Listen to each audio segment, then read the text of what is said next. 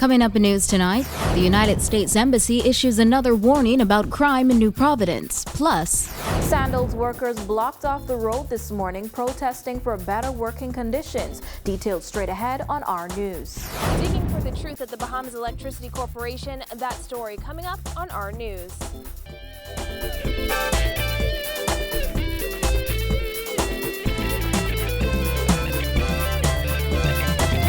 welcome to our news. I'm Dana Smith. Thanks for joining us. Topping news tonight, just days after the Bahamas released a travel advisory warning Bahamians to exercise caution in the wake of recent fatal shootings in the United States, the U.S. Embassy has released an advisory of its own, warning U.S. citizens just how dangerous it believes Nassau is. In a lengthy notice, U.S. officials cautioned American citizens residing in or visiting New Providence to, among other things, use the buddy system when using ATMs, keep car doors locked and windows rolled up when driving, and keep valuables out of sight. The U.S. Embassy suggested it released the statement in response to reports of a significant increase in armed robberies, specifically targeting people at ATMs and parking lots, and armed carjackings. The embassy said armed robberies and violent crimes continue to be the primary criminal threat in the Bahamas, which in many instances have occurred in areas frequented by tourists. But this latest U.S. advisory, the longest one yet, comes on the heels of an advisory issued by the Bahamas government, which was widely carried by U.S. media. In it, the Ministry of Foreign Affairs asked young Bahamian men in particular to exercise extreme caution in their interactions with police. Reached for comment, Foreign Affairs Minister Fred Mitchell said the timing of the U.S. advisory, he's sure, was a coincidence. There is no conspiracy theory in this. The timing, I'm certain, is just coincidental. I don't think it has anything to do with it at all. One doesn't have anything to do with the next. But anybody can put two and two together and make it five, but one doesn't have anything to do with the next. I don't think anything. That's my opinion. I mean, of course, you can make whatever judgment you wish, but my opinion is one doesn't have anything to do with the next. Mitchell said he didn't find anything particularly unusual about the embassy's advisory, adding that the embassy alerted the ministry to inform it was only repeating information to U.S. citizens that the Royal Bahamas Police Force issued to Bahamians. Obviously, you're concerned whenever there's crime, but you have these things are in a sense routine, because in the sense that they're only they're only carrying out a legal obligation which they have to warn their citizens of any issues which arise while they're in this country. The same thing that we do for our own citizens. The embassy said in its advisory it wanted to remind citizens to be mindful of their surroundings at all times and employ practical personal security awareness when in public and at home to avoid being a victim of crime. It also warned citizens to avoid wearing expensive jewelry. In traffic or in a stopped line of cars, leave at least a half a car length between your vehicle and the car in front of you to provide an escape path. Keep your cell phone charged and with you at all times. And at night, park in lighted areas observable by shops, passerbys, or attendants when possible. Avoid unlit areas where persons could hide and ambush. Well, St. Anne's MP and Shadow Minister of Foreign Affairs Hubert Chipman said although the U.S. Embassy advisory could be viewed as a reaction to the Bahamas' warning, the fact remains that the embassy has issued several alerts about the country's continued crime problem, so this latest warning is nothing new. I can't say that it's tit for tat for the mere fact that the U.S. has been warning their citizens, probably over the last years. So, it may be a reaction. It could very well be a reaction.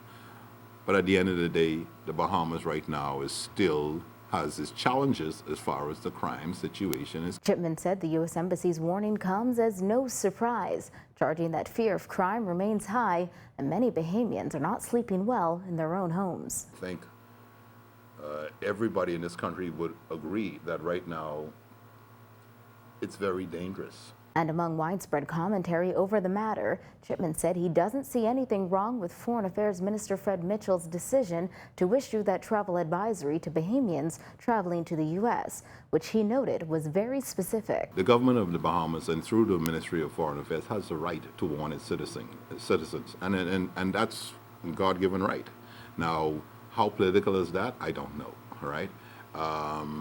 I can't say that it is political, but what that ministry was basically saying, you know, when you travel, be alert, do not get into it. Was very specific as to what the warning was. Chipman said he calls a spade, and when Mitchell is wrong, he'll tell you he's wrong.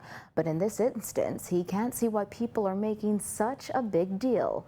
The warning suggested Bahamians should stay away from political demonstrations and cooperate with police. In other news, dozens of employees of Sandals Resort protested on West Bay Street this morning in light of ongoing negotiations with the resort's managing team for better working conditions and salary increases. Simone Davis has this story. At around 6 this morning, protesters blocked the area of West Bay Street near the Sandals Resort as they demanded attention and voiced their concerns about the working conditions at the resort.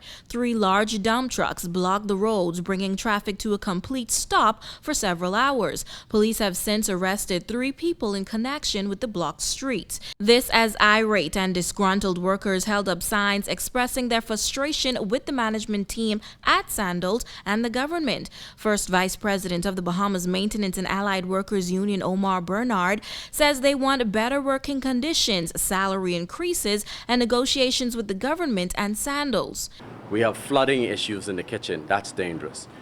We have in a spa, we have mold in a spa, and the mold, the spa rooms, even where the guests are, reeks of mold. Bernard said when union leaders met with Prime Minister Perry Christie to discuss their concerns, Christie insisted he was not aware of their working conditions. We met with the Prime Minister, and the Prime Minister said he had no idea that there were workplace issues at Sandals, and or that there were no issues at all, any issues, even though during the campaign, his campaign, he stated that, you know, Sandals, we coming for you.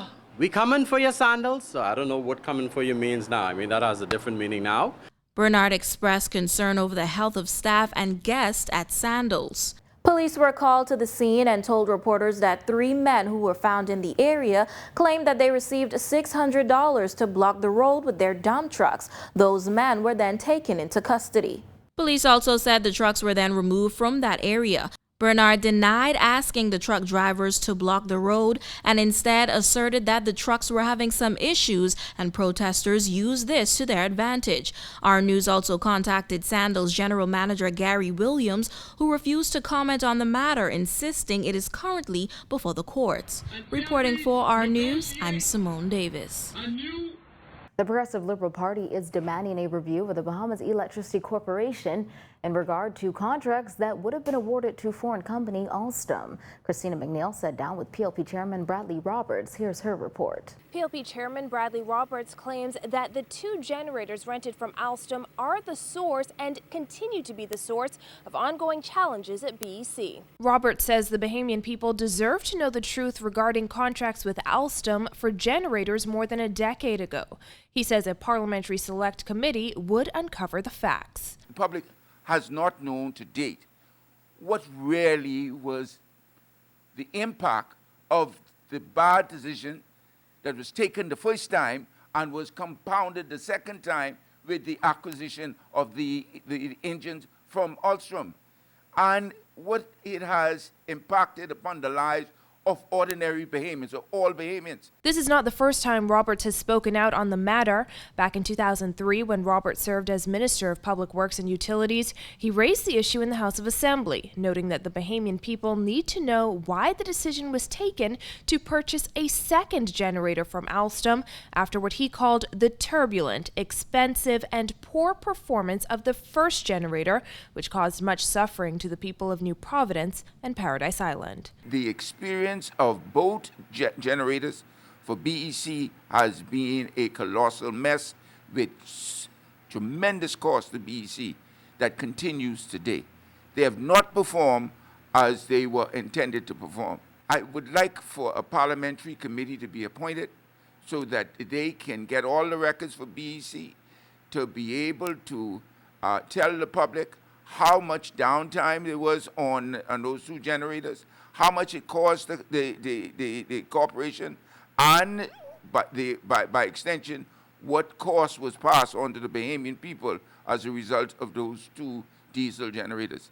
As a member of the BEC board, Fred Ramsey was paid $221,457 to help influence the award of a contract to Alstom over another bidder. At the age of 79, Ramsey was convicted of bribe taking and was on Friday ordered to return the unjust enrichment of his bribe payments to BEC or its successor. He was also fined $14,000. Robert says although he is pleased that a conviction was secured in the Ramsey trial, he believes that such a small fine would not cover the costs to government in bringing the matter to court. Roberts adds that there is a lesson to be learned and has called on the leader of the opposition to support a bipartisan committee to probe the matter. Reporting for our news, I'm Christina McNeil. Still to come, the National Insurance Board Union signs a new industrial agreement. Stay tuned.